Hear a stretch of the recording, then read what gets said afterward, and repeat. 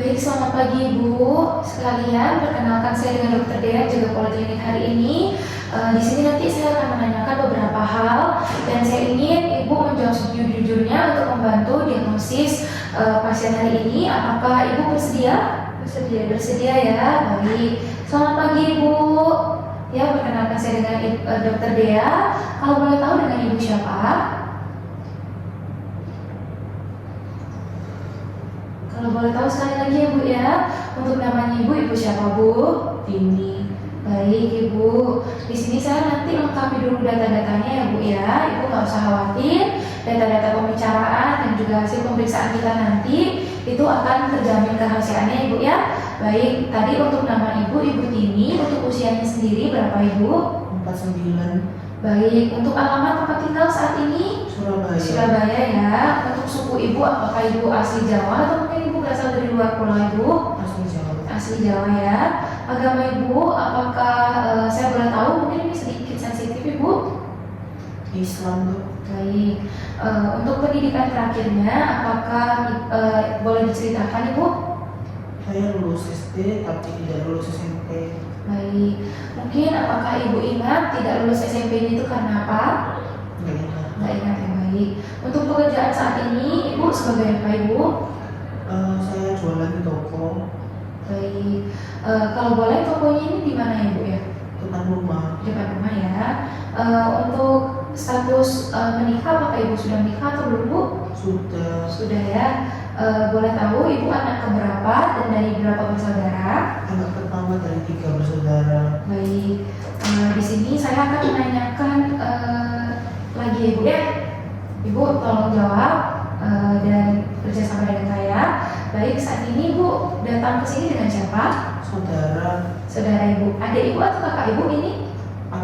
Adik Ibu ya. Baik, sekarang ini pagi, siang, subuh atau malam Bu?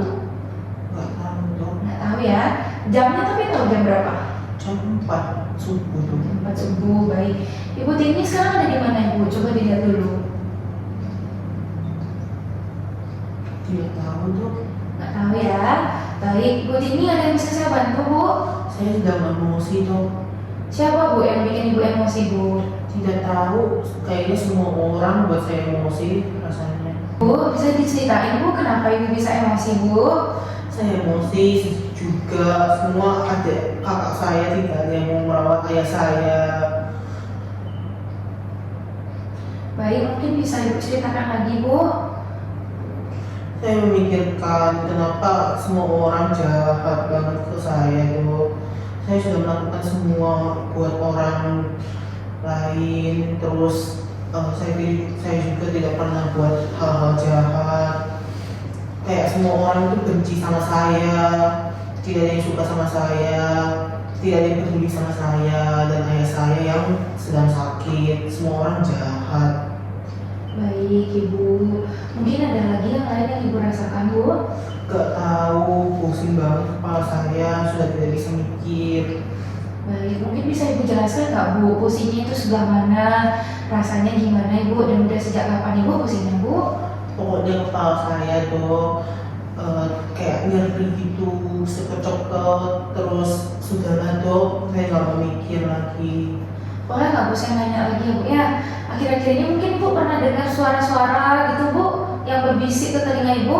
Iya, Sejak kapan Bu? semingguan yang lalu. Semingguan ya, apa Bu yang dibilang Ibu sama suaranya itu? Astagfirullah, la ilallah, terus itu terus yang diulang-ulang. Baik, ada nggak Bu suara lain, misalnya suara-suara itu tuh nyuruh Ibu ngelakuin sesuatu gitu? Nggak ada, tapi akhir-akhir ini saya sering ketemu sama kakek saya yang naik kereta kuda. Terus kemarin juga ketemu Mbak Bandi, Mbak Bandi itu siapa Bu? tetangga saya. Baik. Tuh, saya lapar, sudah dulu ya dok, saya mau makan. Baik Bu, di sini saya izin untuk melakukan wawancara pada adik dari Ibu Tini ya. Kalau boleh tahu dengan Ibu siapa Bu? Ibu Maria. Baik, di sini saya ingin bertanya ya Bu Maria ya, mungkin bisa diceritakan bagaimana kronologinya Bu sampai bisa Bu Tininya seperti ini. Kemudian mungkin apakah ada yang terjadi gitu Bu ya? Bisa diceritakan ya Bu? Jadi saya ini tuh sulit tidur sejak 1 bulan ini. Kakak saya ini nggak bisa tidur kalau udah jam 11 malam. Nah, sejak 1 minggu ini tuh semakin memberat dok sulit tidurnya. Awalnya karena sempat tengkar sama kakak tirinya, tapi seminggu kemarin kakak saya ini nasihatin keponakannya yang nakal, tapi malah dimarahin balik dok dan bilang kalau misalnya kakak saya ini nggak pantas buat ngajarin orang lain karena kakak saya ini punya gangguan jiwa. Setelah itu kakak saya ini makin berat lagi dok gejalanya, makin sulit tidur, jadi sampai jam 12. Kalau belum tidur, kakak saya ini biasanya mandir-mandir dalam rumah. Terus kakak saya ini ngerjain apa saja yang bisa dikerjakan dok. Misalnya beres-beres, walaupun udah bersih atau ngeliatin barang. Terus kakak saya ini juga semingguan ini jadi lebih sering marah sama mama dok. Terutama kalau ada hal yang nggak diinginkan yang terjadi atau ada yang nggak sesuai sama keinginan kakak saya dok. Kakak saya juga gampang sedih dan juga gampang nangis dok, tapi juga cepat ketawa-ketawa sendiri. Semingguan ini kakak saya tuh sering belanja hal-hal yang nggak penting dok, dan kadang minta barang-barang yang mewah dan kalau misalnya dan mau punya mobil baru dok. Terus kakak saya ini kalau misalnya punya uang, katanya uangnya akan dibagi-bagiin ke orang sekitar dan belanjain. Terus kalau ditanya kakak saya ini lihat sosok Mbak Bani, padahal Mbak Bani ini tetangga saya yang baru saja meninggal dok. Kakak saya ini kerja di toko sehari-harinya, dia kerjanya sendiri, ngerjain semuanya bisa sendiri dok, cuma dibantu angkat aja. Kakak saya ini terus bisa bekerja dan juga kerja di ibu rumah tangga yang baik dok. Sebenarnya kakak saya itu orangnya teriak dok, teriak terbuka kalau misalnya ada masalah, cuma kayak ini kayak gini dok. Baik, mungkin Bu bisa diceritakan apakah sebelumnya ada riwayat Ibu Tini ini mengalami hal seperti ini pada saat kecil mungkin atau pada saat remaja, mungkin memang sudah mengalami gangguan jiwa gitu Bu. Apakah bisa diceritakan gitu ya Bu ya? Kakak saya ini gangguan jiwa pertama kali tahun 1993 dok. Waktu itu umurnya masih 18 tahun, terus dia juga nggak pernah periksa atau pernah opname. Pertama kali periksa atau opname itu tahun 95. Terus opname yang kedua tahun 97, terakhir opname tahun 2008 dok. Nah setelah opname terakhir itu kakak saya cuma kontrol 2 kali dan nggak minum obat lagi karena katanya udah membaik dan udah sehat kayak semula. Terus di antara periode opnamenya itu kakak saya ini kondisinya baik, bisa bekerja seperti biasa, nggak ada gangguan relasi juga. Baik, mungkin Ibu selain masuk opname karena masalah kejiwaan atau mengalami gangguan jiwa, apakah mungkin Ibu Tini ini mengalami penyakit lain, misalnya Ibu ya seperti tipes kah, atau mungkin diabetes kah, atau penyakit medis lain gitu Bu? Nggak ada sih dok. Nggak ada ya, memang pure mengalami gangguan jiwa saja ya Bu ya sebelumnya. Baik, apakah ada keluarga juga Bu yang mengalami gangguan jiwa seperti Ibu Tini? Keluarga saya nggak ada yang punya gangguan jiwa dok. Nggak ada ya. Nah mungkin apakah bisa diceritakan Bu, Ibu Tini ini itu anak keberapa dari berapa bersaudara, dan apakah kondisi di keluarga Ibu ini itu akur ataukah mungkin ada masalah internal di dalam keluarga gitu ya Bu ya? Kakak saya ini anak pertama dari 3 bersaudara dan ibu saya itu istri kedua dok. Kalau hubungan kakak saya sama adik saya yang paling kecil itu kurang akur. Kalau sama kakaknya juga kurang akur. Kakak saya ini pernah nikah dan ada 1 anak. Dia akhirnya cerai, lalu dia nikah lagi dan nikah kedua ini mungkin 1 anak lagi dok. Baik, apakah mungkin Ibu dulu pernah diceritakan terkait riwayat kelahiran dari Ibu Tini? Apakah lahirnya normal atau mungkin dilakukan rumah sakit Bu atau bagaimana? Ibu saya bilang kakak saya kan lahirnya di bidan dok, terus di rumah aja dia langsung lahir spontan, nggak ada kelainan juga, normal semuanya dok. Baik, apakah mungkin Ibu Tini ada riwayat malnutrisi Bu? Perkembangannya lebih lambat dibandingkan teman-teman yang di seusianya waktu Ibu Tininya kecil, atau normal-normal saja Ibu? Normal dok, kayak orang pada umumnya aja. Baik, nah untuk pendidikannya sendiri, Ibu Tini itu sampai di mana Ibu? Sampai derajat berapa Ibu? Kakak saya ini lulus SMP pun nggak lulus dok. Tapi lupa juga kenapa dia putus sekolah. Baik, nah untuk pekerjaan sehari-hari dari Ibu Tini ini apa ya Bu? Penjual di tokonya sendiri dok sehari-harinya. Baik, nah sehari-hari apakah interaksi sosial dari Ibu Tini ini baik dengan tetangganya mungkin ataukah dengan teman-temannya mungkin, Bu? Baik dok, jadi saya ini punya banyak teman, terus dia juga aktif banget berdaki sama perawatan di rumah. Baik, apakah mungkin ada riwayat dari Ibu Tini menggunakan obat-obatan terlarang, Ibu? Nggak ada sih dok. Nggak ada ya. Untuk kesehariannya apakah Ibu Tini rajin beribadah, Bu? Iya, kakak saya ini rajin banget ibadahnya dok, tiap hari juga rajin sholat. Baik, di sini nanti saya akan memeriksakan hasil dari pemeriksaan fisik dan juga pemeriksaan lainnya ya Bu ya. Mungkin Ibu bisa mendengarkan dengan seksama dan nanti di akhir saya akan memberikan diagnosis untuk Ibu Tini ya Bu ya. Nah, untuk dari hasil pemeriksaan fisik di sini dilakukan adanya pemeriksaan tensi Ibu.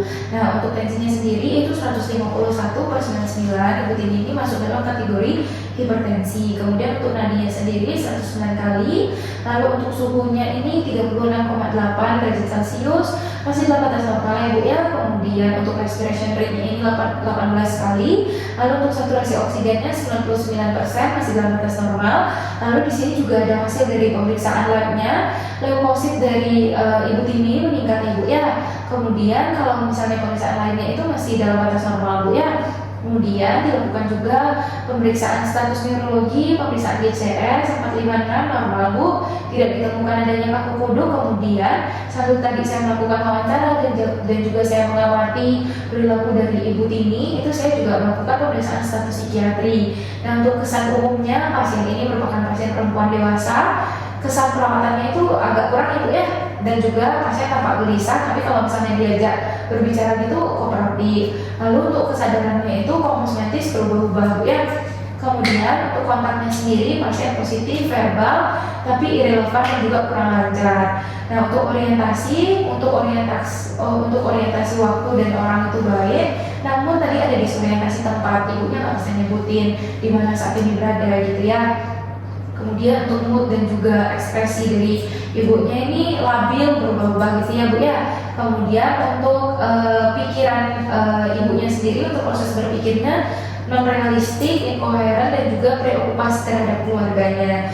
Tadi juga ibunya bilang ketemu Mbah Bandi gitu, tetangganya ternyata sudah meninggal gitu ya. Untuk persepsinya sendiri, pasien ini terdapat ada halusinasi auditori, makanya dia berbisik-bisik sama melihat tetangganya Mbah Bandi tadi itu termasuk halusinasi visual. Lalu untuk kemauannya itu menurun. Untuk psikomotor tadi pasien begini terus, jadi psikomotornya itu meningkat Ibu ya. Untuk tilikan ini tilikan 1 dan GAF-nya ini 90/81. Kemudian di sini kalau dari psikiatri itu kami mendiagnosanya ada yang namanya diagnosa multiaksial. Jadi ada aksis 1-5 di sini saya jelaskan.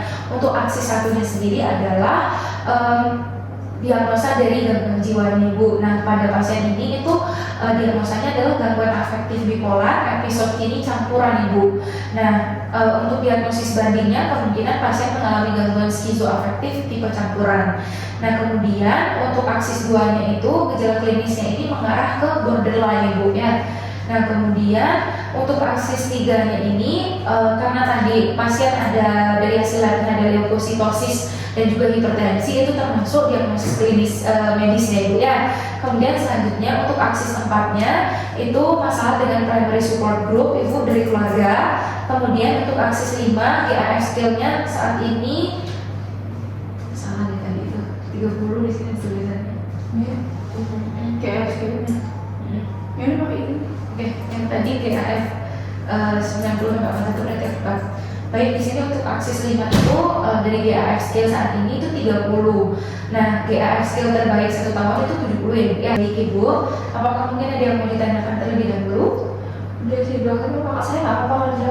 Iya, nanti akan saya berikan resep obat untuk mengurangi dari gejala-gejalanya, mungkin dari halusinasinya gitu-gitu ya Bu ya, dan juga gampang marah emosinya itu bisa dikontrol. Dan juga saya sarankan untuk lingkungan keluarga mungkin bisa lebih mensupport pasien agar pasiennya ini emosinya juga stabil gitu ya Bu ya.